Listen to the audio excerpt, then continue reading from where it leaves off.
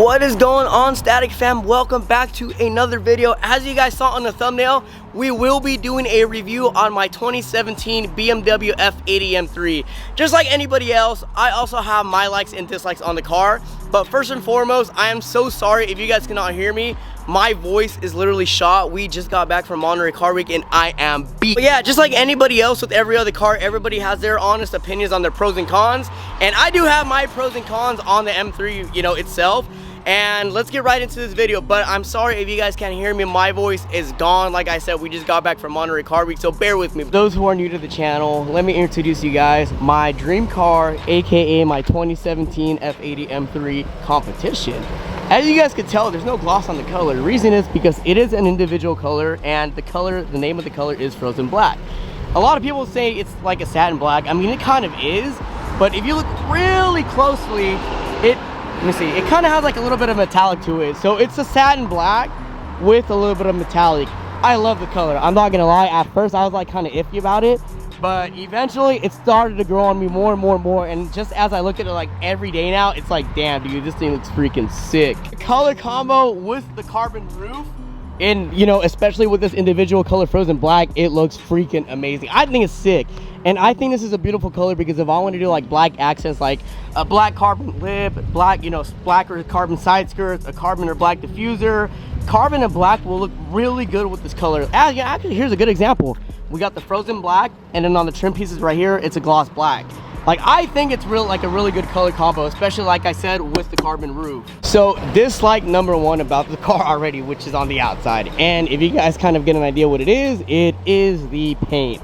Although I love the paint, I mean, don't get me wrong, it's a freaking sick color. Not to mention, it is an individual color. And, it's a rare color. It sucks because with colors like this in particular, whatever you have, that's what you have. And what I mean by that is, if I were to get a scratch on this color in general, you can't polish it out. Which sucks because, I like to have my cars nice. And I know how to polish. Obviously, I mean, we own the shop, so I know how to paint, polish, I know how to do body work, everything. And with colors like this, I can't polish out, because the color doesn't have any clear coat. It's literally just paint itself, which kind of sucks. I mean, it's a beautiful color, don't get me wrong, but if it were to get scratched and I want to polish it out, I can't, unfortunately, which sucks. And yeah, I have to deal with the scratch, which kind of sucks. So that's like my first dislike about the car, the paint. So now let's talk about a pro, just so we can kind of balance it out. One pro that I really love about this car is the exhaust. This is a factory M3 exhaust, and I'm not gonna lie, it freaking sounds good. It's not the loudest, obviously, because it is stock, but for it being stock, it literally has burbles and it sounds really good under load. And for this being a stock exhaust, I think it sounds fairly freaking good, and I will show you guys what it sounds like. Let me get Fabian in the car really quick so he can give us a few revs, and I will show you guys what this sounds like. Fabian, rev it.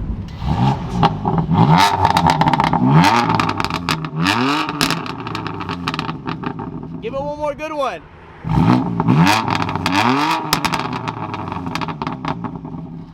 That is stock. Can you guys really believe that that's stock? Like, that's crazy. It does not sound bad at all, especially for a BMW. Maybe it's just because, it is an M3, and, I'm pretty sure the M3, at the factory, they... He can't stop revving it. I cannot believe this. I cannot believe this. Oh my God, man, this is your M3. Yo, what's up? I don't use my blinkers, I don't use my hazards, I don't use my headlights, I don't merge, I cut people off. It's crazy. One thing that I really don't like about the paddle shifter in general is how close of a gap, the switches are to the paddle shifters. And it kind of bugs me because, like, when I'm messing with the paddle shifters, because, I mean, it is a dual clutch, like, who's not going to mess with the paddle shifters when you have a dual clutch car? I don't like how close the gap is, and it kind of like bothers me a little bit because, like, I accidentally hit this often, from time to time, or the switch and the high beams from time to time. I kind of wish that, like, they were a little bit more spaced out. So that's kind of like one thing that does bug me about the car is the space. So yeah, that really does kind of bother me, but it is what it is. Like I said, it's my dream car. Every car is gonna have their ups and downs, and that's one of the downs, but it's okay. I'm in my dream car. If I'm being honest, the seat is probably one of my favorite things on the car. It's because, like, it's a factory seat, But not only is it a factory seat, it's a factory looking racing seat, which is kind of cool. And like, if you look at the back, even from the back, it literally looks like a freaking bucket seat, which is kind of cool. Like, come on, a bucket seat style factory seat. It cannot get any better than that. Oh. Oh, hi. You want to talk about seats, eh? Well, not only do I... Oh, okay. Not only do I have a real bright seat, this is a discontinued seat. I know you can get yours in the factory, but mine looks way cooler because not only do I have a car that is overpriced with millions of pounds of rust, but I have a real bright Z2 that's coming straight from Japan. Yeah, this seat's a real bucket seat. It doesn't have heating or cooling, but you know what it does have? It gets a little bit of thin padding that falls off pretty easily and makes your butt hurt. I guess, oh my gosh, they come off too. The sizing for this is size Fabian minimum, size Hamad maximum.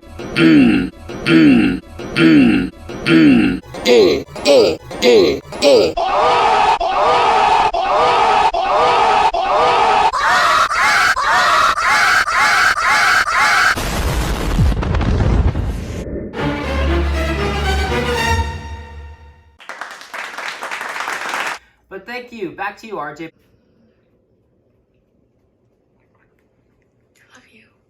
My favorite thing overall on the car has to be the carbon roof. When I was looking for one of these, you know, when I was in the market, I specifically wanted with the carbon roof, and I specifically wanted that was dual clutch transmission. I didn't care about the color at all. I literally just wanted the roof, the transmission, and I was happy. So another thing that I don't like is partially on how the transmission drives. More so, I think it's for every dual clutch in general. And I didn't know about this until I started doing research after I got the car, because, you know, I never really did too detailed, you know, research like that. And what I mean is, yes, this car is a dual clutch transmission, and I did not know that if you're just cruising the car in general, that the shifting is gonna be pretty slow. I thought that even if you're just cruising the car, especially in the powder shift mode, you know, manual mode, when you're shifting even in cruising mode, like if you're just in the city, it's still gonna be a responsive quick shift. But if, you know, if you're just cruising, it's gonna shift normally like a regular car. You actually have to be kind of on the throttle in order for the clutch, you know, the transmission to engage like aggressively to act like a dual clutch, and I didn't know that until I got the car. So I mean, it doesn't bother me, but it's like, you know, that kind of like sucks, because, you know, like the whole point of dual clutch is like an instant shift. But when you're, you know, just cruising the car, it drives normal. But I mean, it's okay, it's okay. I mean, you know, I'm not gonna complain. It's kind of cool just because, you know, I don't, you know, this is a car where you want to comfortably drive in, and that's actually another reason why I got automatic. One, because I wanted dual clutch because I never got the experience, and two, for when I'm feeling lazy, I can just literally put in drive and just, you know, just drive regular, as opposed to manual where you gotta manually shift the gears.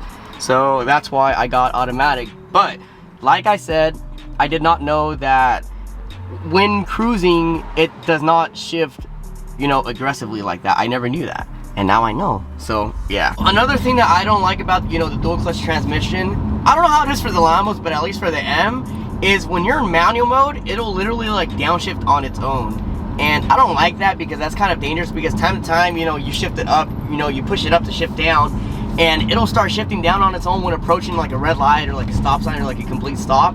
And I want to do it myself, and when I do it, it'll double downshift because it's computerized to downshift on its own. And when I do it, it's like it'll go down 2 gears instead of 1, and that's kind of scary, because like you can go from 3 to 1 really quick when going down like 30 miles an hour, and this car is not, you know, like, I don't know if it's geared to, you know, to be able to go to 30 in first gear. So that's another thing that I really don't like, is the fact that like it auto downshifts even when in manual mode. The final thing that I do not like about this car personally is the fact that this car does not have a dipstick to check the oil. I don't know if it's every BMW in general, because, you know, I've never owned a BMW and this is my first BMW, or I don't know if it's on, you know, particularly the F80 chassis, or if it's, you know, again on every other BMW, but this car does not have a dipstick for the oil, which I think it's really, really freaking dangerous, because for the 2017 at least, in order for you to check the oil, you have to go on My Vehicle, and then right here on the vehicle status, and once, you know, the car is on, the car has to be on for 30 minutes. I forgot to mention that. And after the car's been running for 30 minutes, you know, I can't do it right now because the car's not on. You click on right there where it says measure engine oil level, and basically the car will cycle and it will idle at like 1.5 RPM for about like 30 seconds, and it'll have like a little level right here on the side and it'll tell you where the, like, how much oil you have. And I don't like that because, like I said, that's really dangerous, because like, what if the sensor's off and like you're really low on oil and you don't know? And like, this is literally the only way that you can check. I don't know if it's like this for like all the other chassis, because, you know, Isaac, as you guys seen in the previous vlog, he has a 2015 F80 M3, and the way he cycles oil to check it is differently from the way it is for this one. So particularly in 2017, which is what I have, the motor has to be on for 30 minutes. And after the motor's been running for 30 minutes, and, you know, I go right here and click that part right there, and like I said, the car will idle at like 1.5 or 30 seconds, and it'll tell you where the oil is at right after, which I don't like that. I personally don't like that. I like to check the oil, and I like to check it on the dipstick to see where it exactly is at. And I know that this is all newer modern technology, but that's kind of scary. I mean, because, you know, if you think about it, technology can like malfunction and fail from time to time, and, you know, like, that's kind of like scary. So this I really do not like about it. But do I have a choice?